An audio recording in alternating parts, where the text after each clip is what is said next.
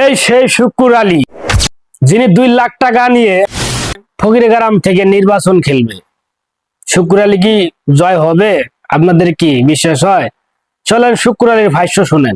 किया था और 7 नंग फकीरग्राम समष्टि में चुनाव लड़ने के लड़ाई करेंगे और हम के 100% में जीत गया और जीत के गया है और पूरा से समष्टि में डेवलप ने के हम चुनाव लड़ेंगे। मैं गौरव आदमी का है, आपका तो सुना ही। तो मैं इतना ज्यादा का रुपया नहीं है, तो मैं थोड़ा से है, मेरा अकाउंट में प्रॉपर्टी तो नहीं है और मेरा 2 लाखों में बैंक प्रॉपर्टी में देखा था। कॉन्टेस्ट नहीं होगा, कोई भी कॉन्टेस्ट नहीं है, हम जीतेगा 100% में जीतेगा, कोई कॉन्टेस्ट नहीं होगा। मैं 20,000 वोट मिलेगा। আসলে একটা কথা কি জানেন, যে কোনো মানুষে কিছু একটা করতে চায়, সেই ক্ষমতাটা শুক্কুর আলীর ভিতরে আছে।